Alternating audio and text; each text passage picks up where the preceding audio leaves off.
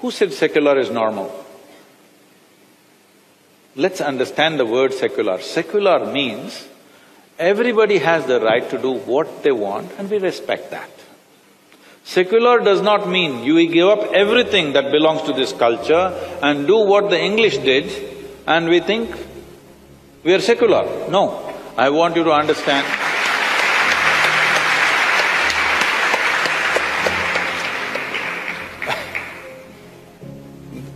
I want you to understand, even today in United States of America or UK, from where we think we imported our democracy, even today, without taking the name of their god, whatever god they believe in, nothing is done. President takes oath in the name of God, not in India. In India, we take oath in the name of the constitution. This is an incident that happened that Advaniji shared in public.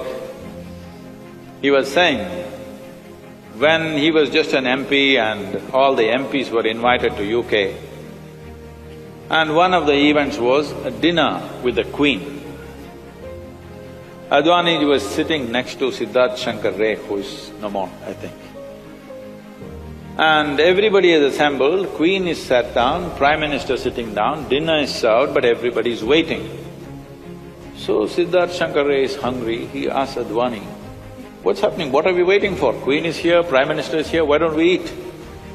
So Advani told him, "This is not India, this is UK. The priest has to come and bless the food. Till then you can't eat it." I'm saying, we are misunderstanding secularism as a way of become irreverent towards everything. No, secularism does not mean that. Secularism means we respect everybody's way of life. We don't think our way is superior to somebody else's ways. But we choose a certain way because we think it's better. But if somebody has to prove that is better, we're always willing to debate endlessly. There's an entire culture in Tamil Nadu where Tamil Nadu's population and especially the kings shifted from Buddhism to Jainism, Jainism to Shaivism, Shaivism to Jainism, again back to Shaivism, depending upon the sages of the time. They sat down and debated. In the debate, if the Jains convinced that this is the way, best way to do it, this will lead to better life, they all converted. And next, another generation, another sage came and that sage proved being on the Shaiva way of life is the best way to do it, everybody converted back to that. I think this is fantastic, this is what should happen. What really makes sense today, we should all do that. If somebody shows us better sense tomorrow, we will do that.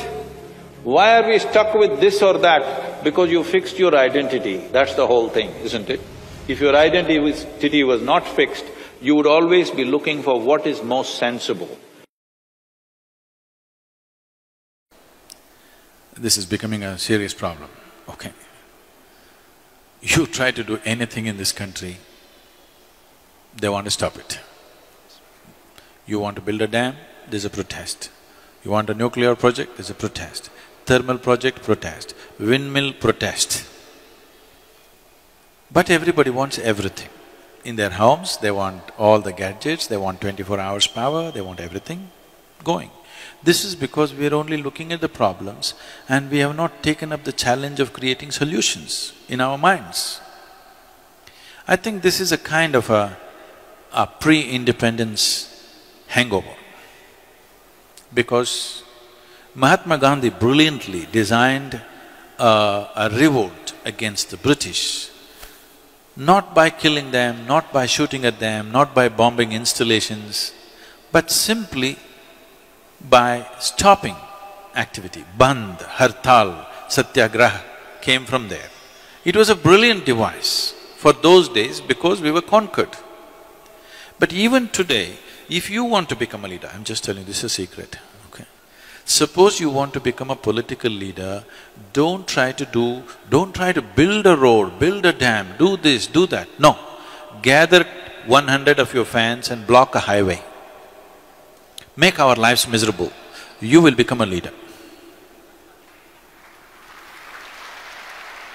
Yes, unfortunately, yes. You stop the train, you stop the road, you stop to cut the water, cut the electricity, you will become a leader. If you make something happen, you will get ignored, of course. Making the nation go and making the nation stop are two different kinds of technologies.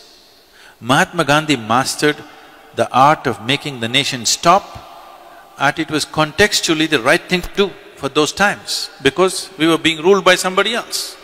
But we are still doing the same thing. State governments are demanding that they must have a right to call for a bandh. Bandh means closure. I cannot understand how an administration can call for a bandh but they're actually saying it's their right to call for a bandh. Close down something and you'll rise in your prominence. This must change. We should never identify people who stop something in this country as leaders. This must be done by all the citizens. Whoever stops something in this nation should never ever be our leader. Whoever makes things happen in this country, he must be the leader, isn't it?